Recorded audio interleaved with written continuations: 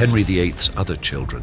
When you mention King Henry VIII of England, you probably immediately think of his three famous legitimate children: the tragic Queen Mary I, the great Queen Elizabeth I, and the short-lived King Edward VI.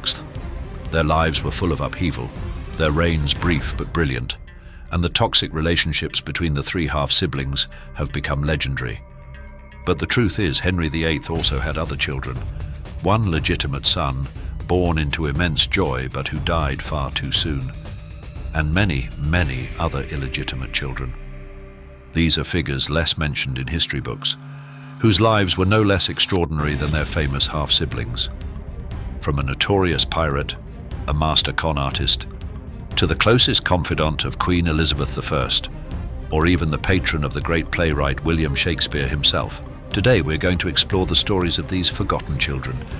How did their lives unfold in the enormous shadow of their powerful father, and how did fate treat them?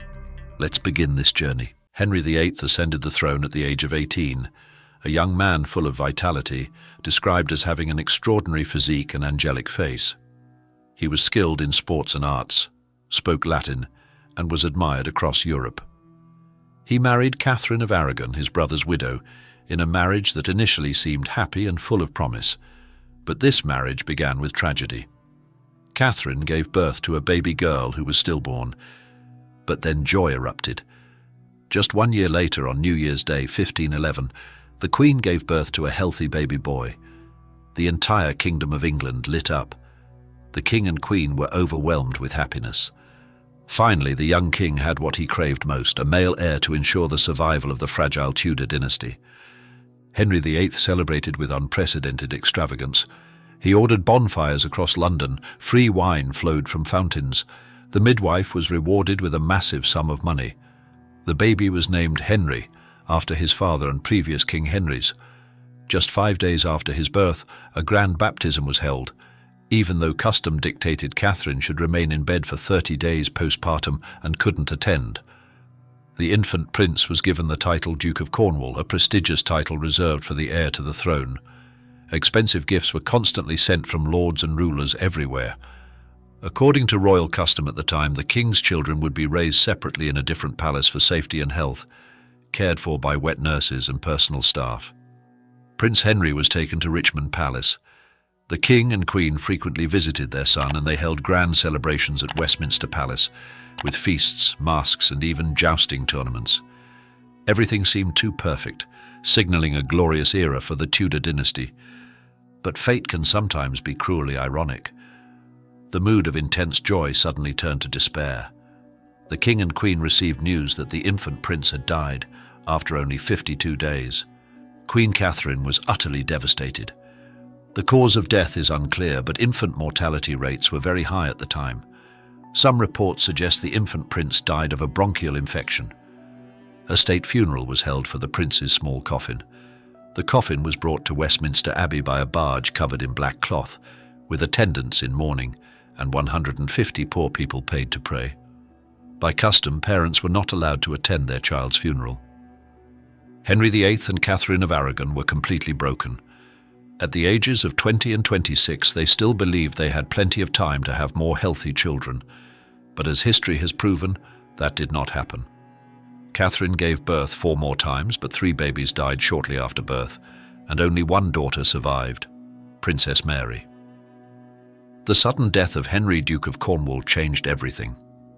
It was the beginning of the obsession that would plague Henry VIII throughout his life, the desire for a legitimate male heir. This obsession led to brutal decisions and reshaped the history of England. Henry VIII eventually abandoned his devoted wife Catherine, broke away from the Roman Catholic Church to get a divorce, and went through 6 wives, even beheading 2 of them, all for the goal of having a legitimate son. Just think, if infant Prince Henry had lived, if he had become King Henry IX, would all the terrible upheaval of Henry VIII's reign, the break with Rome, the bloody marriages, the violent religious reformation, have happened? It's a historical question with no definitive answer, but it shows the horrifying weight of fate and the tragedy of a child gone too soon. Throughout his life, Henry VIII was known for his many illicit affairs. This was considered normal for a king at the time. But 10 years into his marriage with Catherine of Aragon, he still had only one legitimate child alive, Princess Mary, who was just 3 years old. The obsession with having a son, along with the death of infant Prince Henry, drove him to seek an heir at any cost, even outside of marriage. And that's when Elizabeth Bessie Blount appeared. She was a young lady in waiting to Queen Catherine. Bessie became pregnant at the same time the Queen had another stillborn child. King Henry sent Bessie to the countryside to keep it a secret. There, Bessie gave birth to a healthy baby boy. King Henry VIII was overjoyed. This was living proof that he was completely capable of fathering sons. He immediately acknowledged the child as his own. The baby was named Henry, after his father, and Fitzroy, a name in Anglo-Norman meaning son of the king, a title often used for royal illegitimate children. King Henry even proudly showed off his infant son at court, while Queen Catherine was absent. Henry Fitzroy was raised almost like a formal royal child. He was moved from house to house with the royal nursery and lived alongside his half-sister Mary. His birth mother, Bessie Blount, had very little control over her son's life. King Henry arranged Bessie's marriage to a nobleman. On Henry Fitzroy's 6th birthday, King Henry VIII still didn't have a legitimate son. Queen Catherine was also approaching 40. King Henry, ignoring his wife's feelings, held a magnificent birthday celebration for the only son he had. More importantly, he bestowed upon Fitzroy the titles Duke of Richmond, Duke of Somerset, and Earl of Nottingham. Duke was a title rarely granted outside the royal family, and having 2 dukedoms was an extremely high honor. These titles came with vast wealth and lands. The title Duke of Somerset was particularly significant, as the first person to hold it was also a recognized illegitimate child. This shows that King Henry VIII was seriously considering Henry Fitzroy as an option to succeed the throne.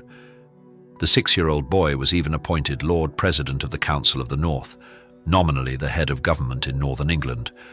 By the age of 10, Fitzroy was made Lieutenant of Ireland. His father even wanted to make him King of Ireland, but the council objected, fearing that if Fitzroy didn't become King of England, the 2 countries would become rivals again. While King Henry was seeking to annul his marriage to Catherine, advisors proposed a bold solution. Henry Fitzroy should marry his half-sister, Princess Mary. In this way, Fitzroy could claim the throne, and the Tudor dynasty would be secured through their children.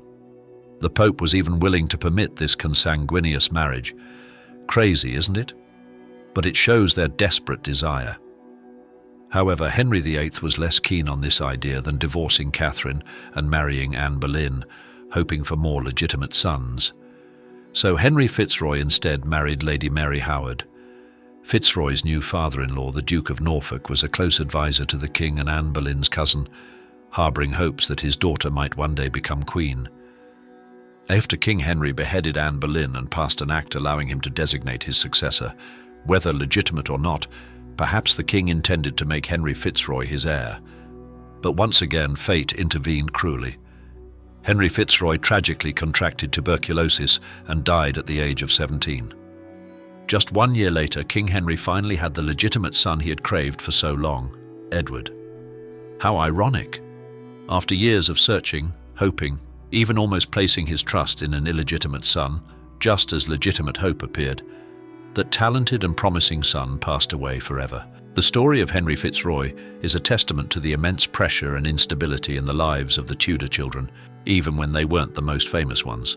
While Henry VIII's 3 legitimate children, Edward, Mary, and Elizabeth, grew up in gilded palaces and lacked nothing, though their lives were also full of tragedy and pressure, his illegitimate children had to fend for themselves, developing intelligence and skills to survive and live a good life in the tumultuous society of Tudor England.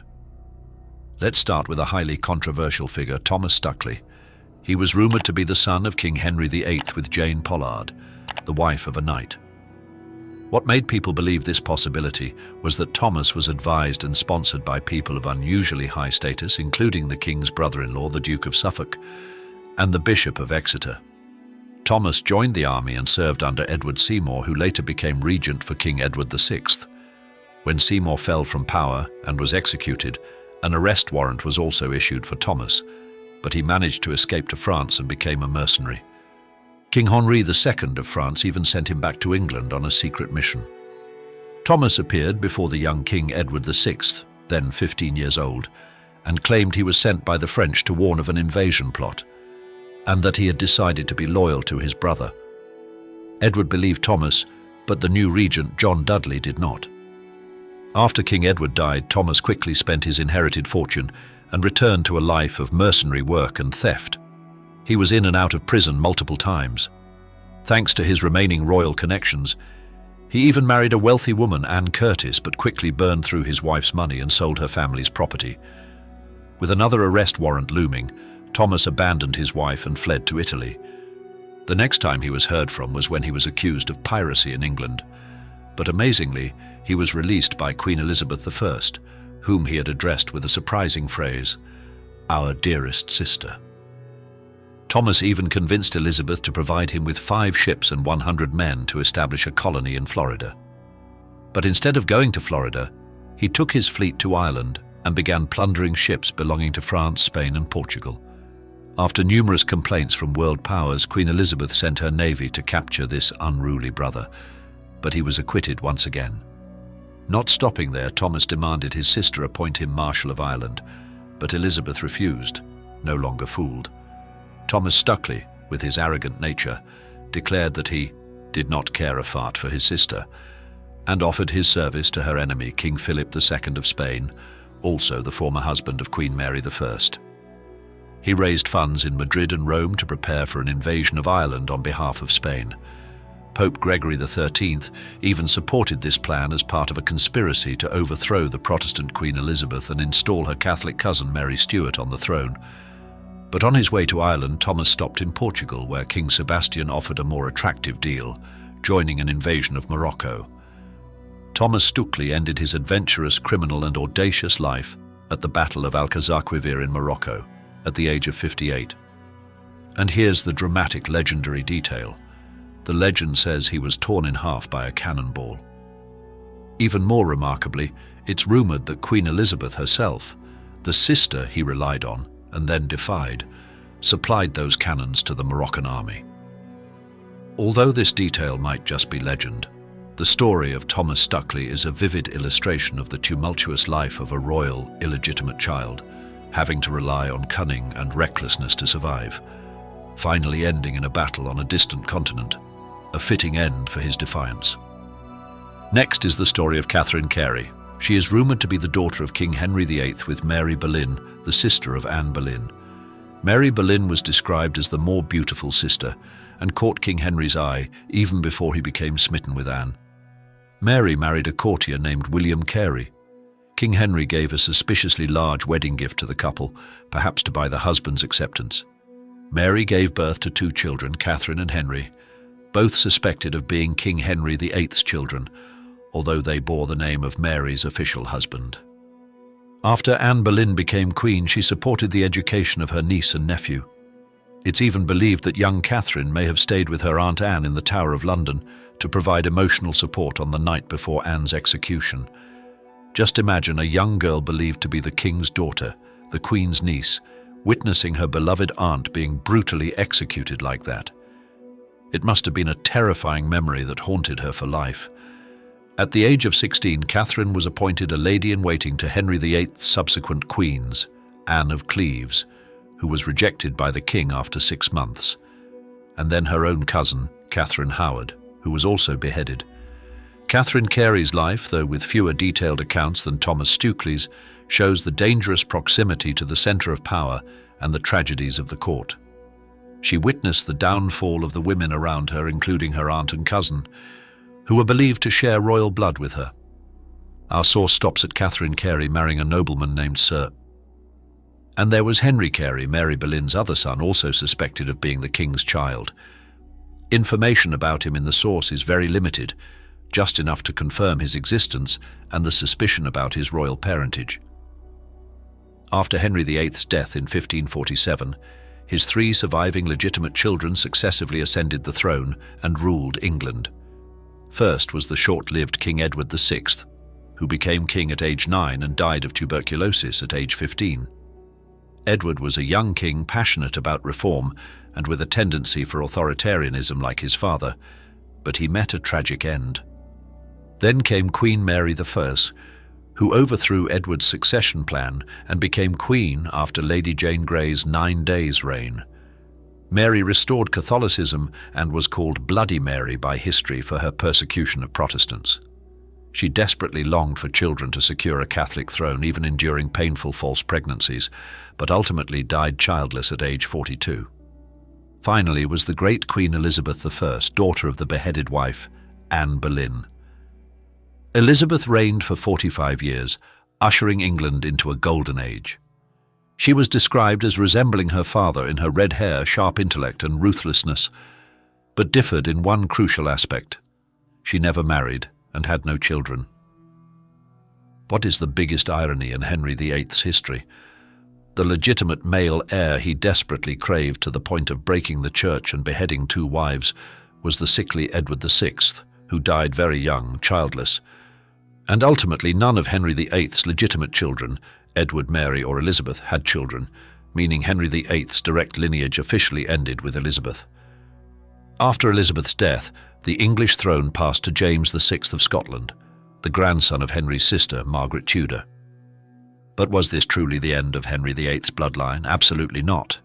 Although his direct lineage ended, Henry VIII had a total of 33 grandchildren and great-grandchildren through at least 3 of his 7 known illegitimate children. Many of these illegitimate descendants became famous nobles and had many children of their own.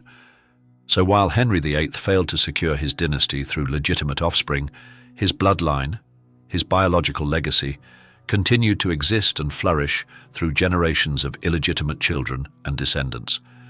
This is a less discussed perspective, a surprising historical truth showing how fate sometimes works in ways that even the most powerful king cannot control. What do you think about these stories, and if infant Prince Henry, Duke of Cornwall, had survived, how would the history of England have changed? Leave your comments below so we can discuss. See you all in the next video.